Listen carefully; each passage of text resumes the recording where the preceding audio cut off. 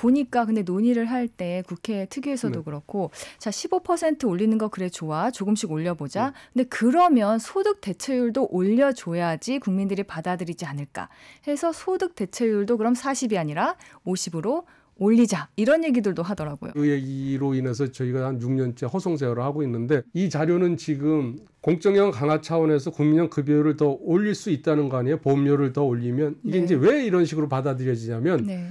급여율을 올리더라도 50%를 10%포인트를 올리더라도 네. 보험료를 있잖아요. 네. 여기서 얘기하는 것처럼 저 2025년부터 매년 1%포인트씩 3%포인트를 올리면 기금 소진 시점은 2057년에서 2058년으로 3년이 연장이 됩니다. 네. 그것만 보여주면 소진 재정안자가 시점은 좀 미뤄진다. 네, 그것만 보면 재정안자가 방안이에요. 예, 예. 근데 저 같은 사람이 이제 전문가라는 소리 듣는 건 뭐냐면 네. 젊은 세대들 걱정하는 걸 보여줘야지. 아까도 있잖아. 2055년 이후에 1990년생 같은 경우는 2055년에 기금 소진이 되는데 3년 뒤에 기금 소진이 되는 거 그 친구들한테 큰 차이 없는 거 아닙니까? 그러니까 우리가 70년을 지금 국민연금 재정 평가를 하고 있거든요. 네, 네. 젊은 친구들을 불안감을 없애주기 위해서. 네. 그러면 2023년이 올해니까 70년 뒤면 2093년 아니겠어요? 네. 일부에서 주장하는 것처럼 국민연금 급여율을 10%포인트 올려서 40이 아닌 50을 지급하고 네. 2025년부터 네. 보험료는 2025년부터 매년 1%포인트씩 인상해서 2020 그러면 7년이 되는 거죠. 네. 예, 저 13%, 12%까지 보험료를 올렸을 때 어떻게 될 거냐 보면 네. 그 기금 소진 시점 3년이 연장되지만 2023년 현재 가격 가치로 1,404조 원의 누적 적자, 예. 국민연금 빚이 더 늘어난다는 거예요. 아, 네. 이걸 정부나 국회에서 안 보여줘요. 왜 안 보여주는 거죠? 저도 모르겠습니다만 안 보여줘요. 그래서 네. 이걸 보여주자고 제가 끊임없이 이제 주장하는 사람이고요. 예. 이게 제가 누적 적자를 강조하는 건데 네. 그 여기서 보시면 작년에 이건 저기에 저 윤스 리서치 팀이라고 OECD 펜션 엑스퍼트 미팅에서도 5월 25일 날 이 자료를 보여서 발표를 했는데 예. 기금 저 4차 재정 계산은 2018년에 행해졌지 않습니까? 예. 그때 기금 소진 시점은 2057년이었어요. 네네. 근데 정부나 정부에서 보여주는 건 2057년 기금 소진 시점 되는 시점까지만 네, 보여주고 지금 수평 그래프가 네. 끝나는 그 지점까지. 밑으로 이제 떨어지는 건 추락하는 건 날개가 없다는 부분은 안 보여주고 있거든요. 네, 이거 말이 안 된다. 이거 보여줘야 된다. 그래서 가로선 아랫부분은 네. 안 보여주고 있다는 제 말씀이시죠? 연구팀이 어쨌든 어렵게 계산을 한 내용이 뭐냐면 네. 작년에 2022년이니까 70년 뒤에 2092년이 아닙니까? 네.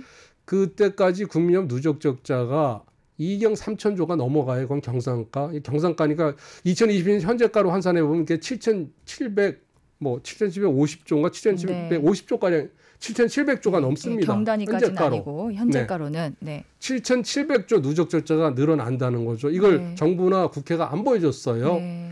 여기에 있는 그 시나리오 1이 네. 이제 제가 주장하는 안이에요. 그러니까 예. 아까 그 말씀하신 소득 대체로 15% 네. 10년간 0.6%포인트씩 점진적으로 네. 올린다. 네. 15% 될 때까지. 그다음에 네. 소득 대체 40% 예정대로 그냥 유지하고 네네. 그 경우에 2093년까지 절약할 수 있는 누적 적자가 3,700조 가량이라는 거예요. 네. 그렇게 우리가 노력을 해도 네. 아까 제가 보여드렸던 누적 적자 7,700조 넘는 거에 네. 절반밖에는 절약을 못 한다는 거예요.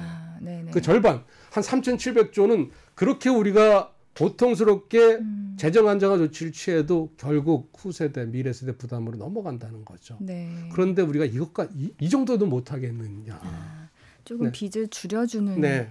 정도라도 해야 이게 된다. 뭐 우리도 사는 게 어려웠다. 그다음에 네. 우리가 뭐 또 어떤 분들은 그래요. 우리는 그 부모 세대도 부양하고 또 자식 세대도 부담한 더블 버든 이중 부담을 하다 보니 우리 노후 준비를 못했다. 이런 말씀을 하시는 분들도 있습니다. 그런 네. 분들도 실제로 있고 또 반면에 굉장히 우리나라 역사상 가장 경제적 과실을 많이 취한 분들이 또 많아요. 지금 네. 저희 네. 같은 세대에는. 네. 네. 그렇다 그러면 이 사실을 제대로 알리면서 부담할 수 있는 분들은 더 부담하고 부담하기 어려운 분들은 정부가 세금 지원해서 노후 준비를 할 수 있도록 해야 되겠죠. 근데 이 사실마저도 우리는 지금 공개를 안 하고 네. 나라가 존재하는 한 연금은 다 지급된다 이런 식으로 자꾸 얘기를 하면 네. MZ세대를 포함한 젊은 세대들은 그 얘기가 어떻게 들리겠어요. 기성세대 당신들 왜 이렇게 무책임하냐. 그렇죠. 이 얘기밖에 안 나오겠죠. 네, 네, 맞습니다.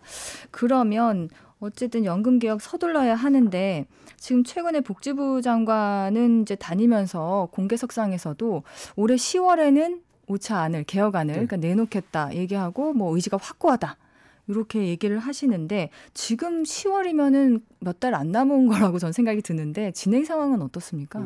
이제 국민연금 재정안전과반은 국회 연금특별위원회에서는 사실상 포기했습니다. 행정부로 떠넘겼어요. 처음에는 논의를 하다가 네. 올 1월 말까지 합의 도출하라고 그러는데 개인적으로 저는 합의 도출에 반대했습니다. 왜냐하면 제대로 된 기본 팩트도 모르면서 어떻게 합의 도출을 하느냐. 팩트부터 공개하고 합의 도출하자. 그러면서 전문가들이 1월 말에 합의를 안 했다고 언론에서 저희를 많이 비난했는데 저는 오히려 잘 됐다고 생각하고 있고요. 네. 지금 그 역할은 5차 재정계산위원회에서 논의를 하고 있고 네. 2주 전에 제가 이제 재정안전감을 발표를 했습니다. 그걸 네. 끝으로 해서 저 지난주 금요일 날은 저희가 쟁점 사항 되는 내용에 대해서 좀 논의를 했고 다음 주부터는 이제 끝장 토론에 들어갈 예정입니다. 아, 끝장 토론이요. 8월 중순 하순경에 이건 뭐 그냥 복지부 정부가 하겠다는 게 아니라 국민연금 법상에 네네. 10월 말까지는 국회 정부가 국민연금 재정안정화 방안을 내놔야 됩니다. 아, 네네. 그러려면 9월 말까지는 정부가 국회 국무회의에 통과를 시켜야 되거든요. 네, 네. 그러다 보니까 10월에 종합운영계획을 발표하겠다는 건 복지부가 뭐 알아서 하는 것보다 국민연금 법에 따라서 그건 해야 되는 의무입니다. 네네. 데드라인. 네네. 네. 데드라인입니다. 네. 그리고 8월 뭐 중순 하순에 저희가 공청회를 해야 되니 논의 내용을 정리를 해서 국민 여러분께 알려드려야 되니 8월에 공청회. 네네. 네. 지금이 6월 뭐 중순인데 예. 뭐 7월 말까지는 결론이 나와야 되겠죠. 그러니까 그렇겠네요. 이제 저희 재정계산위원들은 거의 이제 뭐